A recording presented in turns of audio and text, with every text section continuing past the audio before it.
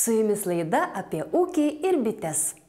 Spustelėjus pirmam rudens šaltukui, ūkininkai skuba greičiau pabaigti darbus ir ima laukti pavasario. Darbus pabaigti skuba ir Kretingos žvejai. Ledui sukauščius Tūbausių tvenkinį, naujai įrengtą poilsinę išbandys į tradicinės varžybas susirinkę poledinės žūklės mėgėjai. Čia ne privatus koks tai verslas, o čia tik visuomenės poreikiams. Ir šiaip tai ir statant šiemet, įgyvendinant šitą projektą, jau žmonės naudojasi mūsų šitom pavėsinėm. Jas tikrai turiningai praleisdavo laiką su vaikais, vaikų aikštelės žaidimais, kur dar nebuvo net ir viskas galutinai paruošta. Darbai šalia 83 hektarų ploto Tūbausių tvenkinio Kretingos rajone beveik baigti. Tad jau netrukus vietiniams ir iš toliau atvykusiems žvejams bus ne tik kur nuo lietaus pasislėpti. Jau nebe pirmus metus tvenkinyje meškeriojantis Juozas Motijauskas sako, kad prieš porą metų tvenkinys buvo papildomai įžuvintas. Jame gausu karpių ir lydekų. Yra ir nuo seno Tūbausių vandenis pamėgusių linų. Šitam projekte buvo numatyta prieplauka į tvenkinį. Buvo numatytos 5 pavėsinės, privažiavimo keliukai, aikštelės stovėjimo automobilių, iki 30 automobilių. Ir toks, kadangi populiaru pas mūsų jau 9 metai iš eilės vyksta poledinės žūklės varžybos, į kurias susirenka iki 80, net toli 100 žvejų, kai kada net respublikinėse varžybose taip nebūna tiek žvejų. Tradicijų puoselėjimas rekreacinės arba žvejybos, ar tai meškeriojimo, tos pramoginės, laisvalokio praleidimo, tai yra šviesti ir mokinti, bet tai yra viena pusė, galbūt mažoji pusė, bet pagrindinė pusė, reiškia, tas yra materialos produktų kūrimas, tai yra, ką mes matom, sukurti konkretų daiktą, tai kuris jau liks ne tik tai šiandien, bet ir galbūt tikimės ir tom ateities kartoms. Nebijot, kad čia biškį nusiaupsim? Šiaip dalinai bijomės. Talką darėm visi su vietiniais, kadangi vis dėlto jau kada žmogus prideda savo rankų darbų, matau, kad jie geranoriškai žiūri tą ir matomai jie patys padės gal ir saugoti. Tūbausių tvenkinio rekreacinės zonos įrengimo projektas vykdomas įgyvendinant Kretingos žuvininkystės regiono vietos veiklos grupės strategiją. 450 000 litų vertės projektui buvo skirta Europos žuvininkystės fondo parama. Kretingos žuvininkystės vietos veiklos grupės vadovas sako, kad iniciatyvų žmonės jų rajone susibūrė bene vėliausiai, tačiau startinį projektą ketina baigti vieni iš pirmųjų. Iniciatyva eina iš apačios ir tokiu būdu susiformavo į šitas poreikis, ko pasekoja, reiškia vėlgi tas Europos žuvininkystės fondas, tą pamatęs ir pajautęs, tokiu būdu pradėjo remti šitas iniciatyvas. Ir kada jos buvo pradėtos remti, tai tada pradėjo Lietuvos tą pusę sukūrė tos atitinkamus kriterijus, kuriais vadovaudamisi buvo kūriamos vietos veiklos grupės. Buvo duota galimybė 28 regionam Lietuvoje, bet ta teisė pasinaudojo tik tai 10 regionų, tame tarpe ir mūsų pajūrio regionas. Priemonės pagal čia kryptį nukreiptos būtent į tų specifinių niuansų kiekvienam rajone patenkinimą. Tuo pačiu į bendruomeniškumo skatinimą, į gyvenimo kokybės rajonų esančių prie ežerų, prie upių, prie Baltijos jūros, kad būtent būtų išsaugotos tiek žvejybos tradicijos, tiek galbūt kultūrinis paveldas, ir kitos sritis, kurios skatintų to rajono, tos bendruomenės bendrą veiklą, bendrą požiūrį į aplinką. Ir be tos paramos, be abejo, žmonės, kurie nuomojasi tvenkinius, reiškia, iš savo lėšų praktiškai žuvina šitos tvenkinius ir juos prižiūri, saugo, bet šita parama, žinoma, ženkliai padeda tuos tikslus savo užsibrėžtus tuos padaryti. Šitą iniciatyvą Europos žuvininkystės fondo, tai tikrai, kad padės visiems tiems regionams, kurie kūrė strategijas, pasitvarkyti taip, kaip kas reikalinga tiems žmonėms ir jų lūkesčiams įgyvendinti. Ir šios priemonės galbūt pasižymi to, kad jos nėra daugiau komercinio pobūdžio. Tai būtent yra visuomeninio pobūdžio, tokio švietėjiško pobūdžio. Ir tiek Europos komisija, tiek ir mes tikrai matome didelę perspektyvą ir didelę ateitį šios būtent krypties. Pirmosios žuvininkystės regionų vietos veiklos grupės Lietuvoje buvo įkurtos 2008 metais.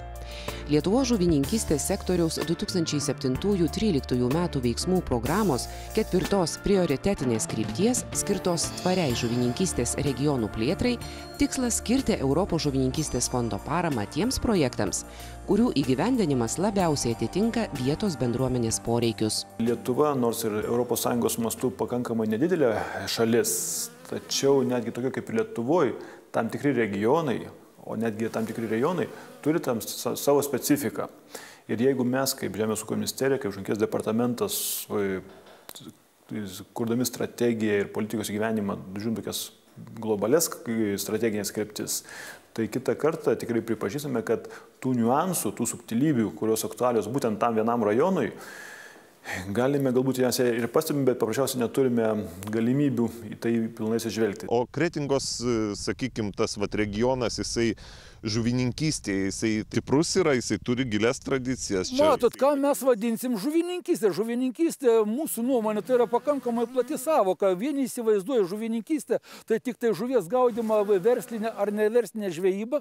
Kiti įsivaizduoja, tai yra žuvies apdirbimą. Tarp kitko ir Kretingos rajone yra 4 įmonės apdirbančių žuvį ir pakankamai nemenkos. Bet mūsų nuomonė ir mūsų tikslas ir mūsų strategijos kryptis yra ne pramonės plėtojimas, ne gamybos didinimas, bet būtent šitų rekreacinių teritorijų gerinimas, sudarant sąlygas vietos ir ne vietos žmonių poilsiui. Projektas eina šiaip tai į pabaigą. Trūksta dar keletas dienų ir manau, kad savaitės kitos bėgėje šito projekto bus pristatymas. Kviesimės rajono valdžią, įrodyti, kad tikrai pasirodo, kad tos lėšos yra tikrai reikalingos ir būtinos. Naujoje finansinėje perspektyvoje naujų vietos veiklos grupių steigimas taip pat yra galimas. Ir aš norėčiau paskatinti būtent tų rajonų, tokių kaip Aukštaitijos, Ignalinos, Zarasų, tuos rajonus aktyviau, Molėtus galbūt, kad tai tikrai yra didelis potencialas, bet čia reikalinga, sakykime, šios vietos veiklos grupės esmė yra tame, kad turi dirbti tiek savivaldybės atstovai, tiek verslo atstovai, tiek bendruomenės atstovai. Kretingos žuvininkystės regiono vietos veiklos grupė didžiausią dėmesį savo parengtoje strategijoje rekreaciniai mėgėjiškai žūkliai skyrė ne veltui.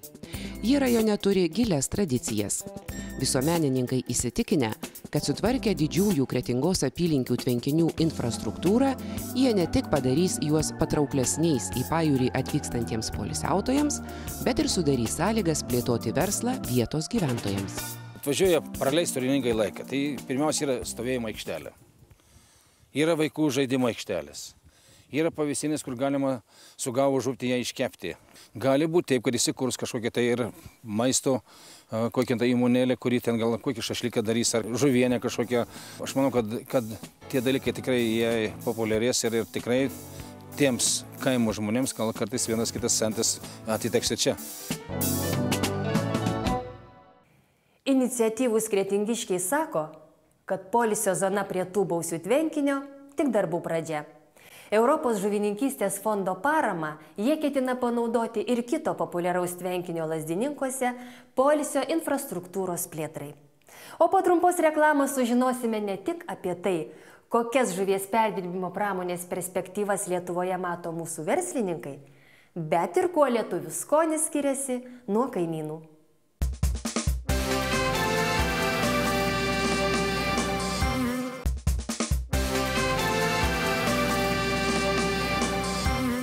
Lietuvoje perdirbama gerokai daugiau žuvininkystės produktų, negu suvartojama vidaus rinkoje. Tačiau su Europos žuvininkystės fondo parama savo gamybinius pajėgumus plečiantys verslininkai įsitikinę, kad pirkėjų jų produkcijai nepristigs. Kviečiu žiūrėti. Šita gamykla yra pakeliui į Karmėlavos oro uostą, tai mes galvojame, kad laikui bėgant, reiškia, tie keliautojai, kurie skrenda į Airiją, užsuks čia ir čia susiformuos gal visas lėktuvas. Vienas lėktuvas galėtų dirbti štai čia. Naujas 10 000 kvadratinių metrų ploto žuvies perdirbimo fabrikas Kauno laisvojoje ekonominėje zonoje kyla kaip ant mielių. Planuojama, kad jau pavasarį Vičiūnų grupiai priklausančioje įmonėje Baltic Fish Export dirbs 200 darbuotojų. Lietuva yra labai geroj tokioj situacijoje. Jinai yra kaip ir vartai į rytus, geras logistinis kelias į Centrinę Europą iš Skandinavijos. Ir čia turėtų būti koncentruota gamyba, ne tik susijusi su Lietuvoje užauginama ar Baltijos jūroje pagaunama žuvimi, tačiau ir ta, kuria eksportuojama. Tai šitoje vietoje pati idėja ir gimė būtent investuoti į perdirbimo pajėgumus Lietuvoje, būtent Lietuvoje, tai yra laisvojo ekonominėje zonoje, kuri dar ir be ko turi savo tam tikrus privalumus atliekant importo eksporto operacijas ir išnaudoti turimą situaciją Baltijos jūros pagaunamą žuvimi, ją perdirbti šitoj gamykloje ir eksportuoti ne tik į ES šalis, tačiau ir į kitas pasaulio valstybės, reiškia, su tuo pačiu didinti ne tik Lietuvos konkurencingumą, bet ir ES konkurencingumą. Žuvų perdirbėjai eksportuoja kažkur apie iki 60%, kai kurios įmonės ir daugiau netgi. Daugiausia, aišku, ES šalis, toliau į rytus kažkiek, į Baltarusiją, Rusiją, Ukrainą, Kazachstaną ir kitur. Tai jūs manot, kad jums pavyks į pasaulinės rinkas įsiveržti? Be abejo, tai nėra naujiena, mes žuvų versle susidurėme dažnai, reiškia, ir išnaudodami tą turimą savo patirtį, tikrai turime rinkas ir matome, kad ten galima eksportuoti Lietuvoje už pagamintą, perdirbtą produktą, pagautą visam pasaulyje ir Baltijos jūroje. Vyksta konkurencija. Per tą konkurenciją, aišku, vyksta produkcijos kokybės, galbūt gerėjimo kryptim kažką, kiekvienas turi pagaminti kažką geriau, kad jo būtų produkcija, reiškia, konkurencinga, ją geriau pirktų. Tuo reikalu ir geras dalykas. Būsimajame fabrike per mėnesį bus perdirbama maždaug 1000 tonų šviežios ir šaldytos žuvies. Dalis čia pagamintos produkcijos bus skirta Lietuvos rinkai, tačiau didžiąją dalį ketinama eksportuoti. Įmoniai vadovaujantis Tomas Bagdonavičius sako, kad dirbant su vietos vartotojais galima aktyviau tyrinėti rinką. Pirmiausiai reiktų siūlyti naujus produktus nedideliais kiekiais ir tik tuomet galvoti apie geriausiai įvertintų gamybą dideliais kiekiais. Rinka reguliuoja tos dalykus, reiškia, jeigu tu atrandi pirkėją, kuriam domina vienokia ir kitokia žuvis, tu pagal jį planuoji ir savo gamybą, tačiau prioritetą, aišku, mes darysime Baltijos jūroje pagal tai žuviai. Svarbiausia yra ne tik faktas pats, kad yra gamykla Lietuvoje, bet yra ir tas faktas, kad yra patirtis dirbant su eksporto rinkomis. Lietuvoje buvo tokių sektorių, į kuriuos buvo investuojama ir viskas buvo dėliojamasi ant Lietuvoje parduodamos produkcijos. Šiuo atveju žuvies produktas, jis turi žymiai kitą kelią, jis yra globalus. Didžioji dalis tai iš Šiaurės Atlanto, tai Šiaurės jūros, Norvegų jūros, Šiaurės Atlanto. Tai čia sudaro tokios jau vertingos žuvys, silkės, skumbrius, lašišos.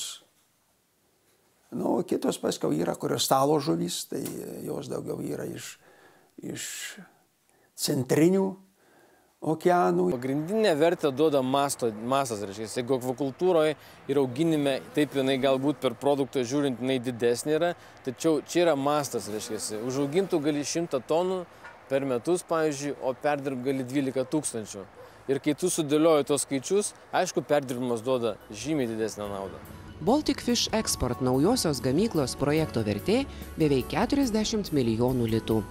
Ketvirtadalį šios sumos sudaro Europos žuvininkystės fondo ir Lietuvos Respublikos parama pagal Lietuvos žuvininkystės sektoriaus 2007-2013 metų veiksmų programos antrąją prioritetinę kryptį skirta akvakultūros, žvejybos vidaus vandenyse, žuvininkystės ir akvakultūros produktų perdirbimo ir rinkodaros plėtrai. Juntama yra tokia parama, įmonė didelė. Be abejo, įmonė juntama ta parama, ką jinai duoda tai, kad tu galbūt gali investuoti greičiau į didesnius pajėgumus, nes jeigu tu nesinaudojantis paramą, tu gal investuotum į mažesnį objektą. tikėdamasis iš uždirbto pelno daryti investicijas, šiuo atveju gali realizuoti žymiai daugiau, žymiai sukurti daugiau naujų darbo vietų ir žymiai pradėti nuo kitų kiekių visiškai. Parama žuvininkystės ir akvakultūros produktų perdirbimui teikiama tiek jau esančiam įmonėm modernizuoti, efektyvesnei įrangai įdiegti, tiek ir naujoms įmonėm steigti ir statyti. Pagrindinis reikalavimas, aišku, tai turi būti žuvininkystės ir akvakultūros produktų perdirbimas. Labai aktyviai bendradarbiaujame su Žemės ūkio ministerija ir aktyviai dalyvaujame perdirbimo paramai skirtose programuose ir bandom išnaudoti tą potencialą, kurį suteikia ES, tam, kad kelt ne tik lokalios šalies, bet ir visos Europos konkurencingumą lyginant su kitomis pasaulio valstybėmis, nes tai būtent ir pabrėžiama, kad ES tą paramą ir skiria tam, kad efektyvint gamybą ir eksportuoti produktus į kitas pasaulio valstybės. Statomos perdirbimo ir apdorojimo gamyklos. Šiuo metu jau paskirstyta šiam projektam virš 66 milijonų, siekiant supaprastinti ir patraukti tiek pat ir smulkesnius rinkos atstovus pasinaudoti paramą, buvo priimamos paraiškos supaprastinta tvarka, kuomet didžiausia parama siekia iki 174 000, tačiau visas administravimo procesas buvo daug paprastesnis. Lietuvos žuvininkystės sektoriaus 2007-2013 metų veiksmų programoje numatyta supaprastinta parama akvakultūros ir žuvininkystės produktų perdirbimui pasinaudojo ir šalia Kauno įsikūrusi bendrovė Saldoga. Jos vadovas juokauja, kad savo nišą Lietuvos ir tarptautinėse rinkose atradusi įmonė labiau primena ne mažą gamyklą, o didelę virtuvę. Pas mus jūs nepamatysite, nerasite galbūt net tokių didelių linijų ar didelių kiekių pagamintų produktų, kurios gal gamina didelės įmonės. Mes daugiau specializuojamės galbūt į tokius produktus, kuriuos, jeigu galima taip įsireikšti pasakyti, kur gaminame tik rankomis. Mes esame nedidelė įmonė ir mums konkuruoti su didelėm įmonėm, pajėgumais, kiekiais ar kažko, praktiškai nėra prasmės, tai būtų tas pats, kas kovoti su vėjo malūnais. Teko mums ieškoti kažkokiu tai kitokių nišų. Kai buvo šaukimas pagal supaprastintas taisyklės, tai naudojusi visi tolygiai, ir maži, ir dideli. Greit dokumentų apiforminimas ten vyksta, nereikia ten daug visokių biurokratijos, žymiai mažiau, ir jie maloniai, kaip sakant, visi geriausia tą priemonę taip vertina. Aš sakyčiau, būtent supaprastinta, tai iš tikrųjų yra geras, greitas ir efektyvus sprendimas. Dideli projektai, reikalingi dideli pinigai, didelius pinigus ne kiekvienas uždirba, ne kiekvienas turi galimybę galbūt ir banke pasiskolinti. Įmonė su Europos žuvininkystės fondo parama įsigijo modernę produkcijos fasavimo liniją. Čia supakuoti pagal įvairiausias receptūras paruošti jūros kopūstų patiekalai keliauja ne tik į Lietuvos didžiuosius prekybos tinklus. Įmonės produkcijos galima įsigyti visoje Europoje, o dalis jos netgi pasiekia kitus žemynus. Artimiausiu metu Saldoga ketina dar labiau išplėsti gamybą. Jau patvirtintas naujų įmonės gamybinių ir sandėliavimo pastatų statybos projektas. Jam taip pat skirta Europos žuvininkystės fondo parama. Pastatyti pastatus, pagaminti produktą yra, tai gan sakyčiau, nesudėtinga. Yra sudėtinga šiais laikais, kur parduoti. Vat ir mūsų, jeigu kalbant dabar, dėl ko mes ir planuojame naujus gamybinius pastatus statyti ir plėsti asortimentą, mes šiuo metu turime numatę praktiškai ir gan tvirtai, kur mes juos realizuosime. Jeigu mes neturėtume kur realizuoti, tai šiais laikais, sakysim, situacijai, ko gero, nesiryžtume tam. Tai čia tą modernizavimo niekad, kaip sakant, stabdžiai. Įvertinam savo pozicijas, kurios reikėtų, ir kreipiamės į Europos Sąjungą, vienu žodžiu, kad mūsų tas ateinančiam periodui, reiškia, tas pozicijas atsižvelgtų į mūsų, kuriams pateikėm. Visi pinigai, kurie padeda investuoti į yra investuojami į verslą, sukuria pridėtinę vertę, sukuria darbo vietas. Tai aš sakyčiau, tai yra nauda ne tik įmonė, bet ir valstybei tuo pačiu. Lietuvos žuvininkystės sektoriaus 2007-2013 metų veiksmų programos antrajai prioritetiniai krypčiai įgyvendinti skirta beveik 130 milijonų litų paramos. 66 milijonai litų iš šios sumos jau paskirti akvakultūros ir žuvininkystės produkcijos perdirbimo plėtros projektų įgyvendinimui. Iš viso parama skirta 29 projektams. 15 jų įgyvendinami pagal supaprastintą tvarką. O lietuviai ar pakankamai žuvies produktų vartoja? Nors mes kaip ir jūrinė valstybė, bet mano manymu galėtume tikrai daugiau gal tų produktų vartoti. Gal Klaipėdos krašte, ten viską jie ir daugiau, kadangi ir Baltijos jūrai pagauta žuvis. Ten ir strimelės, ir kilkis, ir menkis, ką ir pasigauna patys daugiau vartoja. Medikai ir mitybininkai ir taip nustatė kažkur, kad reikia kiekvienas žmogus panašiai sunaudotų į metus apie 23 kg. Dėja dabar apie 14-15 kg suvartoja. Tai yra mažoka. Reikėtų didinti, nes žuvis yra dabar, kada žmonės daugiau fizinio darbo netiek daug dirba, daugiau, kaip sakant, protinis ir visokie emociniai dalykai kartu su tuo susiję, tai būtų geriau, kad naudotų daugiau. Reikia dar daug mokyti ir skatinti, reiškia, palyginimų šalyse yra šalis, kur didelis vartojimas yra, Lietuva, aišku, dar iki to toli, bet žingsnis po žingsnio galime pakeisti. Sveikesnis produktas, turintis daug vitaminų, lyginant su kitais produktais. Jūros gėrybės, jos taipogi yra visai kitos kategorijos produktas. Sveikesnis yra. Skonį, o apie skonį kalbėti yra labai sunku ir įdomu. Praktiškai net pačioj Lietuvoje, jeigu taip panagrinėjus, čia aš sakau tik savo nuomonę, gal kiti turi kitokią nuomonę. Net, sakysim, Klaipėdos kraštas ir, sakysime, Vilniaus kraštas. Ir tai skoniai šiek tiek skiriasi. Mes valgom silkę, mano manim ir jūs. Mes turime jau, sakysime, žuvį. Dar tą vadinamą turi būti riebalo, turi būti jinai riebi, kuo riebesnė, sakysime, skaito pas mus geresnė silkė. Jūs paragaukit lenkišką jinai išmarinuota rūgštį. Tai aš galvoju, kaip aš sakau, ten jau ko gero negyva visiškai žuvis. Jie mėgsta rūgščiai ar ten saldžią rūgščią. Ir jau to riebaliuko, sakysime, to žuvies riebalo nebėra.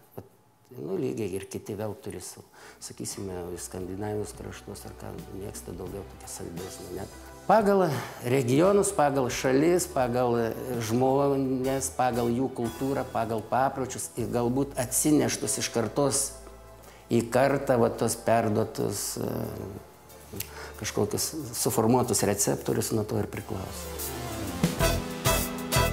Kaip sakoma, dėl skonio nesiginčijama. Tačiau viena aišku – žuvį valgyti sveika. Tai tiek norėjome jums papasakoti ir parodyti šiandien. O tie, kas nespėjote pažiūrėti mūsų laidos nuo pradžių, apie ūkį ir bites ieškokite internete lnk.lt. Susitiksime po savaitės 9 val. Ryte per LNK. Būkite sveiki. Investavimas į tvarią žuvininkystę. Laidą remia Europos žuvininkystės fondas ir Lietuvos Respublikos Žemės ūkio ministerija.